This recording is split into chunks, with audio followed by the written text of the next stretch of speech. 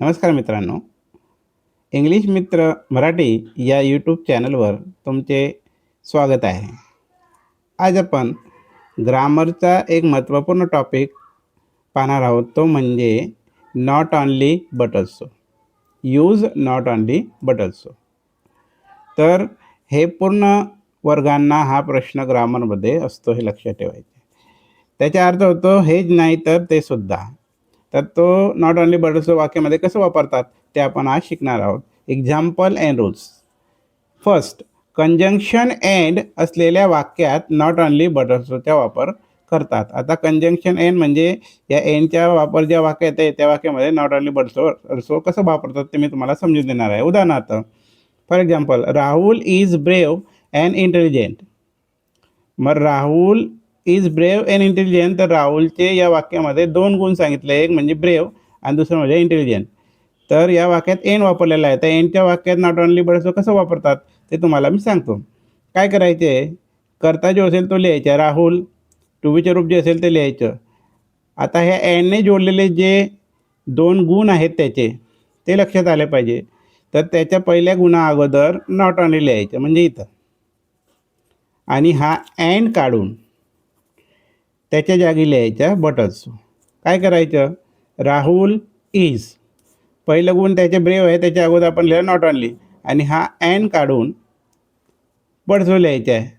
मग Rahul is not only brave, मग end काढून बट ऑल्सो लिहून दुसरं गुण त्याला जोडायचं इंटेलिजंट. मग Rahul is not only brave but also intelligent. मग राहुल हा ब्रेवच नाही तर तो इंटेलिजंटसुद्धा आहे असं त्याचा अर्थ होतो. There is no importance given to the Marathi translation of the sentence. You have to understand only how can we use not only but also in the sentence. Okay. For example, दुसरं, Pooja speak Hindi, Gujarati and English. आता या वाक्यात पूजा speak करते म्हणजे बोलते. काय काय बोलते, हिंदी, गुजराती अँड इंग्लिश. या वाक्यातसुद्धा अँडचा वापर आहे. पण या ठिकाणी ती तीन भाषा बोलते, एक, दोन आणि तीन, म्हणजे हिंदी, गुजराती आणि इंग्लिश. मग आता काय करायचे, नॉट ऑनली बट ऑल्सो. पहिले करता लिहायच्या, पूजा क्रियापद लिहायची, स्पीक. मग त्याचे जे तीन गुण आहेत तर इथे दोन आधी दाखवलेले, मग एंड आहे. मग पहिल्या गुणा अगोदर, हिंदीच्या अगोदर तुम्हाला नॉट ऑनली लिहायचे म्हणजे क्रियापदानंतर नॉट ऑनली लिहायचे, आणि मग ते दोन गुण पहिले जोडायचे, हिंदी, गुजराती, आणि हा एंड आल्यानंतर त्याच्या जागी बट ऑल्सो लिहून शेवटचे गुण त्याला दर्शवता येईल. अशा पद्धतीनं ते वापरायचे. For example, Umbarzara is the heaven for tigers, leopards and sloth bears. हे वाक्य आता कसं सोडवणार, वरच्या वाक्याप्रमाणे. Umbarzara is the heaven for not only tigers, leopard आणि एंड काढून बट ऑल्सो स्लोथ बियर्स. अशा पद्धतीनं एंडच्या वाक्यात नॉट ऑनली बट ऑल्सो वापरतात. हे इथं ते उत्तर आहे. Umbarzara is the heaven for not only tigers, leopards but also sloth bears. मी आधीच तुम्हाला ते उत्तर सांगितलं, तर हे असं उत्तर तुम्हाला लिहायचे आहे. सेकंड, बोथ अँड ॲज वेल ॲजच्या वाक्यात नॉट ऑनली बट ऑल्सोचा वापर केला जातो. ज्या वाक्यामध्ये बोथ शब्द दर्शविला आहे किंवा ॲज वेल ॲजचे वाक्य आहे त्या वाक्यातसुद्धा नॉट ऑनली बट ऑल्सो वापरतात. For example, Rupali is both doctor and lawyer. Rupali he doctor, lawyer दोघं आहे. बोथचा अर्थ दोघं आहे.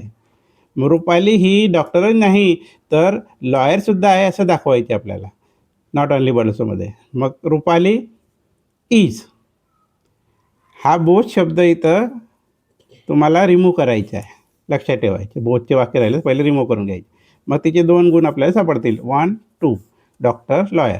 मग रुपाली इज, मग पहिल्या गुणा अगोदर म्हणजे या बोथच्या जागी लक्षात ठेवा, या बोथच्या जागी नॉट ऑनली वापरून द्यायचं, पहिलं गुण लिहायचं, आणि हा अँड कंजक्शन काढून बट ऑल्सो लिहायचं आणि दुसरं गुण तिथं जोडायचं. Rupali is not only doctor but also lawyer. लक्षात. तिसरं उदाहरण, त्याचे पुढचे उदाहरण बघूया. Sheetal drinks milk as well as coffee. आता हे उदाहरण कसलं आहे, ॲज वेल ॲज वापरलेलं वाक्याचे आहे. मग Sheetal drinks milk as well as coffee. Sheetal दूध त्याचप्रमाणे कॉफी पिते. मग त्याचे आन्सर कसं, शीतल ड्रिंक्स मिल्क आणि मग हा ॲज वेल ॲज काढून तिथं काढायचं आहे ॲज वेल ॲज. मग इथे दोन गुण कोणते आहेत शीतलचे, एक मिल्क आहे आणि एक कॉफी आहे.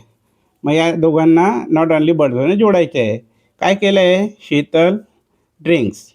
मग पहिल्या गुणा अगोदर आपण काय लिहून घेतलं इथं, क्रियापदानंतर नॉट ऑनली आणि ॲज वेल ॲज रिमूव्ह करून त्याच्या जागी बट ऑल्सो लिहिलं आणि शेवटचं लिहायचे कॉफी. असं ते ॲज वेल ॲजच्या वाक्यात सोडवायचे आहे. तिसरं टॉपिक आहे दोन स्वतंत्र वाक्यात नॉट ऑनली बट ऑल्सोचा वापर. मग काही वेळेस असे उदाहरणंसुद्धा देतात. दोन स्वतंत्र उदाहरणं असतात. उदाहरणार्थ राम स्पीक उर्दू, हे पहिलं वाक्य संपलं. दुसरं वाक्य सुरू झालं ही स्पीक्स तामिळ टू. दुसऱ्या वाक्यात त्याच्याविषयी माहिती दिलेली आहे, पण सेपरेट वाक्य आहेत बघा. मग अशा सेपरेट वाक्यांमध्ये नॉट ऑनली बट कसं वापरायचा. पहिल्या वाक्यातलं राम स्पीक करता क्रियापद लिहून घ्यायची आणि लिहिल्यानंतर उर्दू म्हणजे क्रियापदानंतर जे पहिलं गुण त्याच्या येतं तो बोलतो आणि या वाक्यात कोणतं आहे दुसरं गुण, तमिळ, हे लक्षात ठेवायचे. हे पहिलं आणि दुसरं यांना एकत्र आणायचं आहे. मग Ram speaks not only Urdu. मग बट ऑल्सो लिहिण्या अगोदर हे दुसरं गुण जॉईन करण्या अगोदर सेम करताय, रामाचं प्रोनाऊन म्हणजे सर्वनाम आहे म्हणून तो निघाला. क्रियापद रिपीट झाले तर ती निघाली, मग आपल्याला दुसरं गुण भेटतं. मग Ram speak not only Urdu but also. मग हे दोघं निघाले, त्यांच्या जागी आपण बट ऑल्सो लिहिलं दुसरं गुण जोडायला, तामिळ. आणि महत्त्वाचे म्हणजे वाक्याच्या शेवटी TOO आला असेल तर तो पण काढायचा, कारण अल्सो आणि टू यांचे समानार्थी शब्द होतो, हे लक्षात ठेवायचं सुद्धा. शेवटी दोन वाक्यातील कर्ते म्हणजे सब्जेक्ट वेगवेगळे असतील तेव्हा नॉट ऑनली बट ऑल्सोचा वापर कसा करावा ते बघायचे. दोन सेपरेट वाक्य आणि दोन कर्ते भिन्न. जसं सोनू इट्स मँगोज, हे पहिलं वाक्य. दुसरं मोनू इट्स मँगो. सोनू आंबे खातो, मोनू आंबे खातो. काय विशेष या वाक्यात, तर दोघांचे कर्ते भिन्न आहे पण त्यांची क्रिया सारखी आहे. मग दोघे कर्ते जर भिन्न दिसतील तर अशा वेळेस नॉट ऑनली बट ऑल्सो कसा वापरायचा. सुरुवात कशी करायची आन्सरची, एक काम करायचं, तर सुरुवातीला पहिल्या कर्त्या अगोदर नॉट ऑनली लिहायचं, हा लिहिला आणि मग पहिल्या कर्त्याचा उल्लेख करायचा, नॉट ऑनली सोनू. आणि लगेच मग दुसऱ्या कर्त्याचा उल्लेख करण्या अगोदर बट ऑल्सो लिहून द्यायचा आणि दुसरा कर्ता लिहायचं म्हणून. म्हणजे काय सांगायचे तात्पर्य, दोन कर्त्यांना नॉट ऑनली बट ऑल्सोने जॉईन करून घ्यायचं. पहिल्या कर्त्या अगोदर नॉट ऑनली आणि दुसऱ्या कर्त्या अगोदर बट ऑल्सो लिहून पुढची क्रिया जी सेम आहे ती आन्सरमध्ये लिहायची, it's mango. Not only Sonu but also Monu it's mangoes. लक्षात, दोघं कर्त्यांना नॉट ऑनली बट ऑल्सोने जोडून घ्यायचं. पहिल्या कर्त्या अगोदर नॉट ऑनली, दुसऱ्या कर्त्या अगोदर बट ऑल्सो लिहून दुसरा कर्ता लिहून उर्वरित वाक्य लिहायचं. अशा पद्धतीने तुम्ही संक्षिप्त रूपात लक्षात ठेवून नॉट ऑनली बट ऑल्सो सोडू शकतात आणि मार्क्स मिळवू शकता. हा व्हिडिओ जर आवडला असेल, सोपं वाटला असेल तर या व्हिडिओला तुम्ही शेअर करा, लाईक करा आणि सबस्क्राईबसुद्धा करा. धन्यवाद.